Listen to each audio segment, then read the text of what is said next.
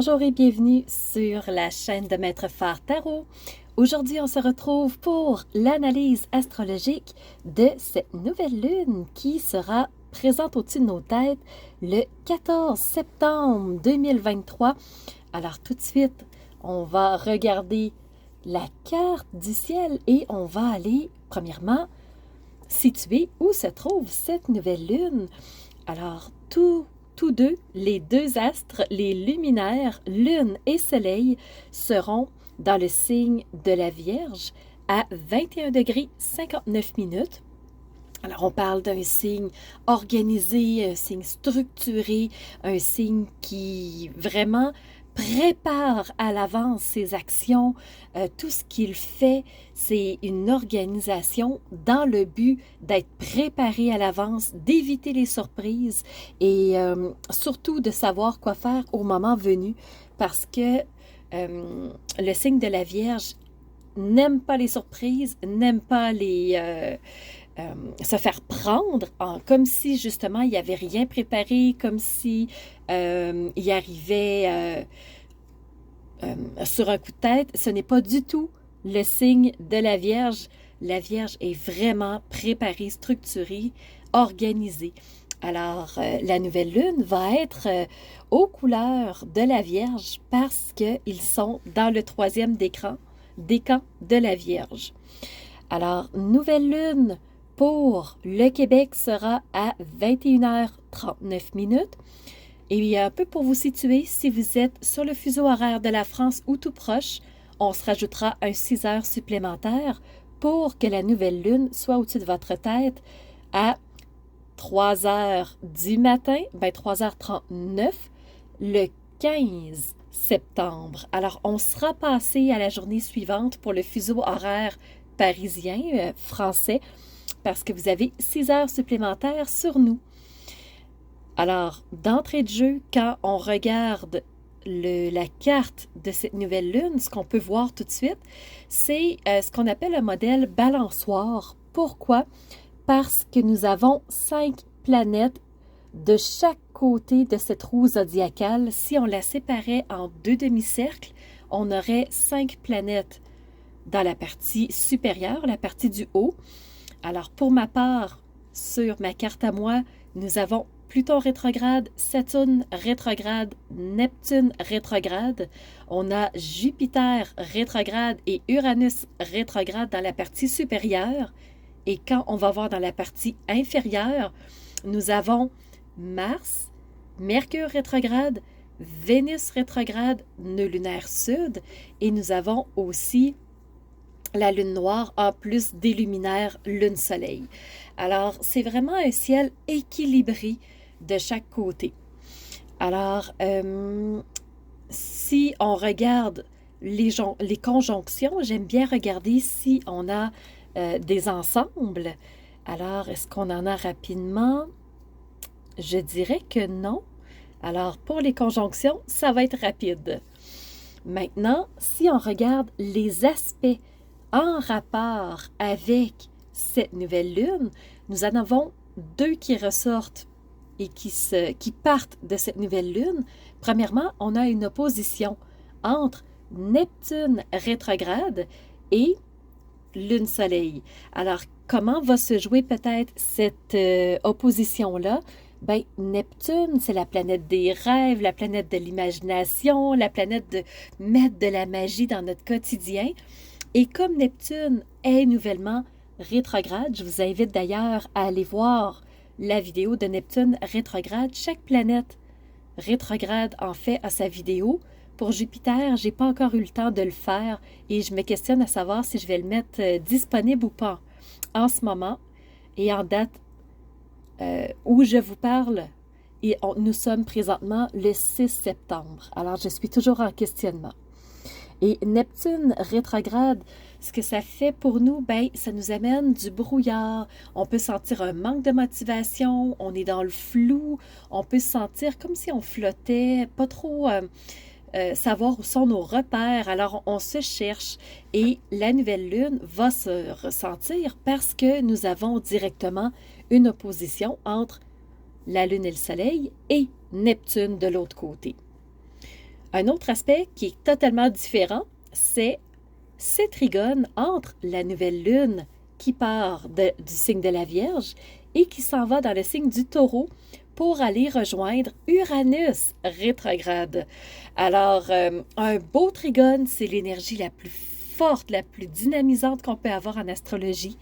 Alors, comment ça peut se jouer au niveau de cette nouvelle lune? Ben, Uranus, c'est des changements.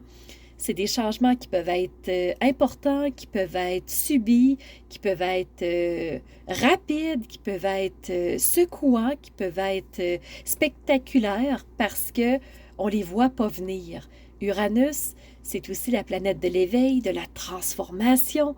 Alors, ça peut jouer un peu dans ces eaux-là, mais il ne faut pas perdre de vue que Uranus est rétrograde. Quand une planète est rétrograde, ça nous invite à revenir à l'intérieur de soi pour aller s'observer.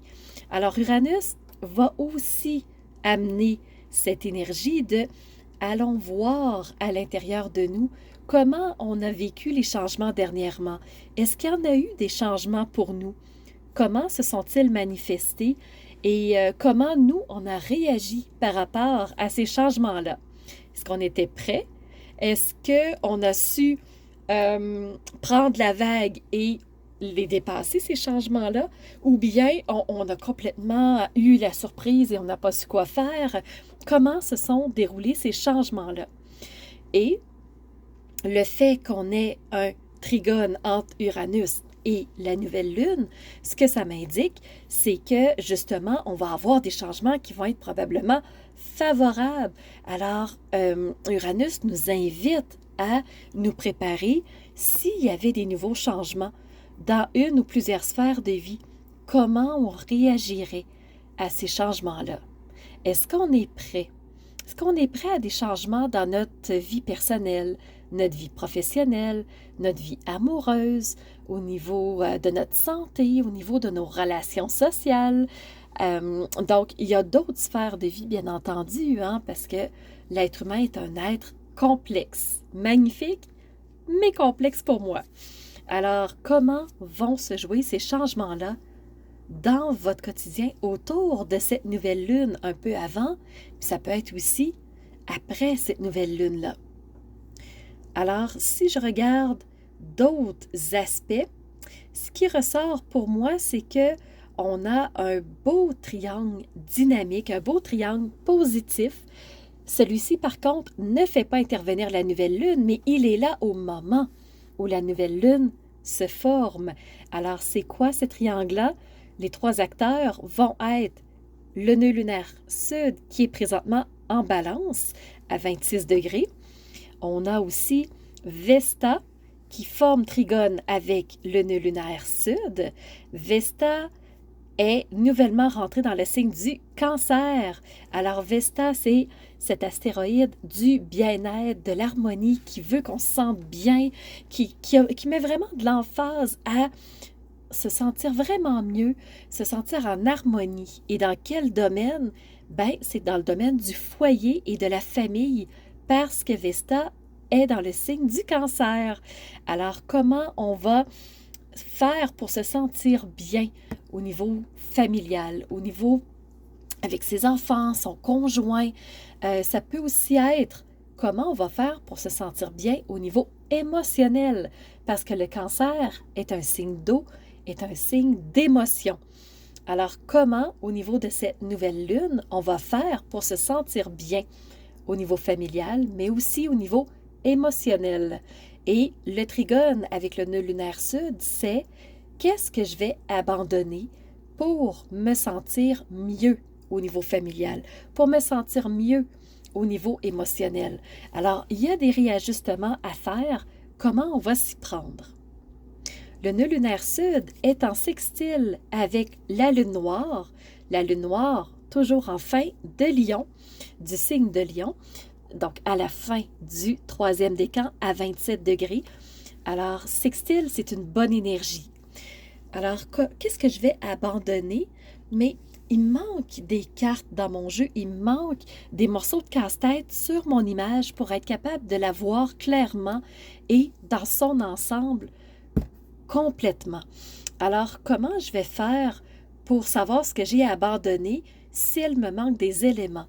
Comment je vais pouvoir prendre ma décision avec des informations partielles que j'ai en main? Alors, ce sont des questions qui vont se poser autour de cette nouvelle lune. La lune noire est aussi en sextile avec Vesta. Alors, Vesta, toujours cet astéroïde du bien-être et de l'harmonie.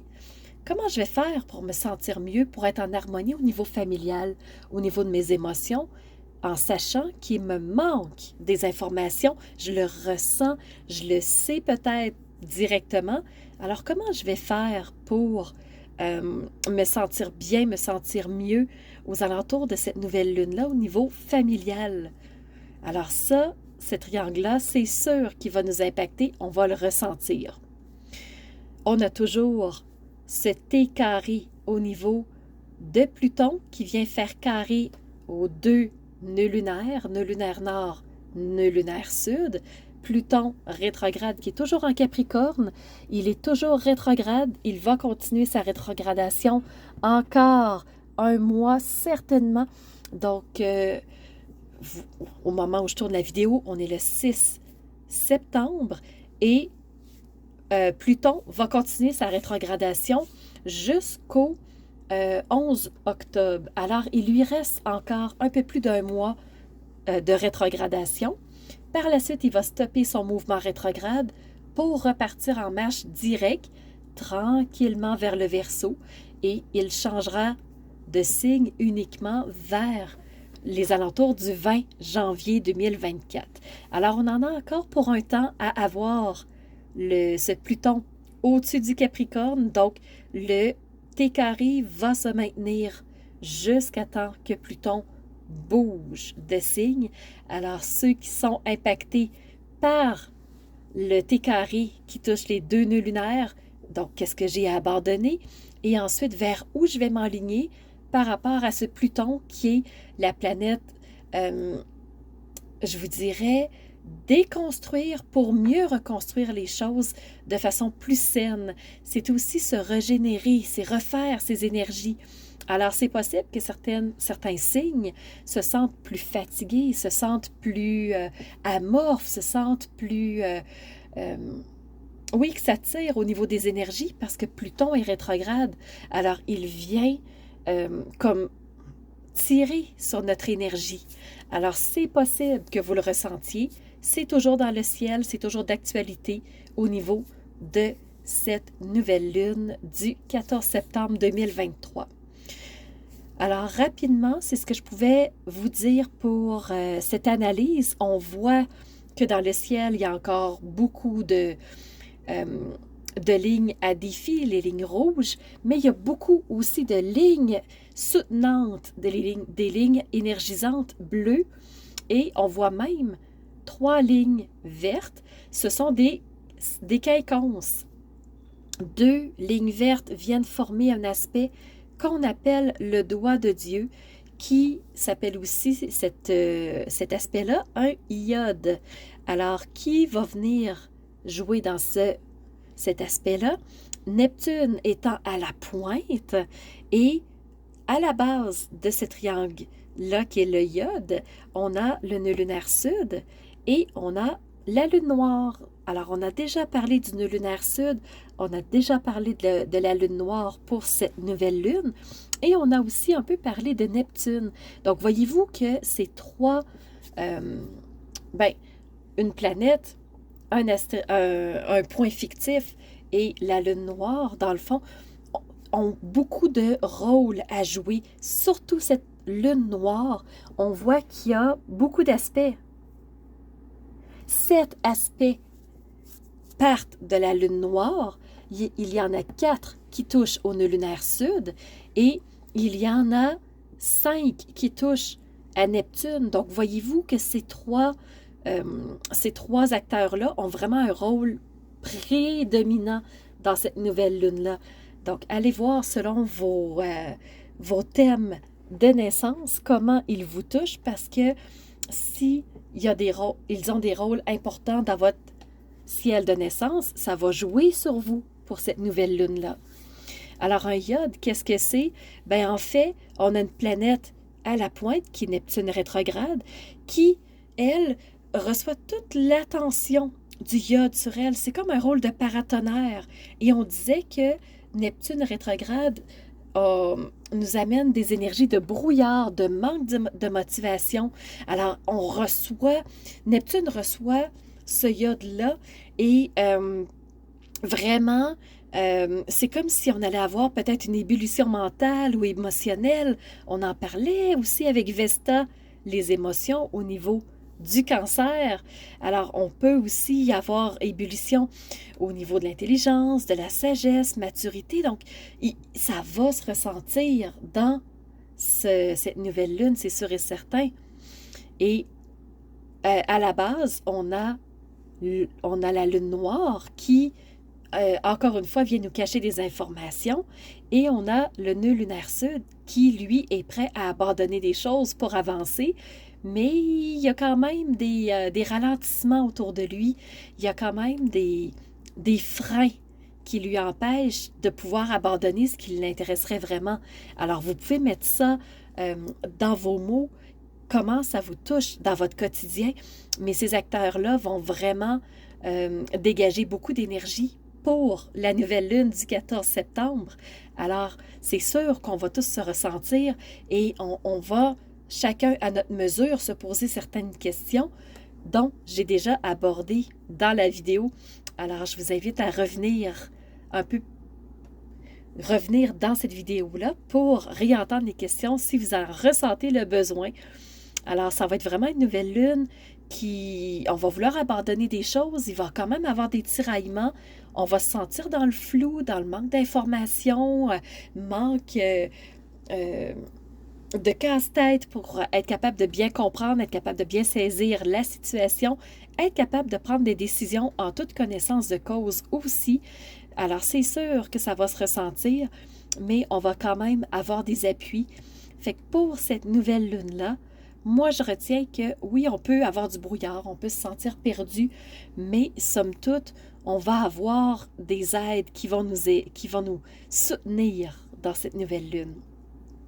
Alors, pour ma part, j'arrête l'analyse astrologique ici.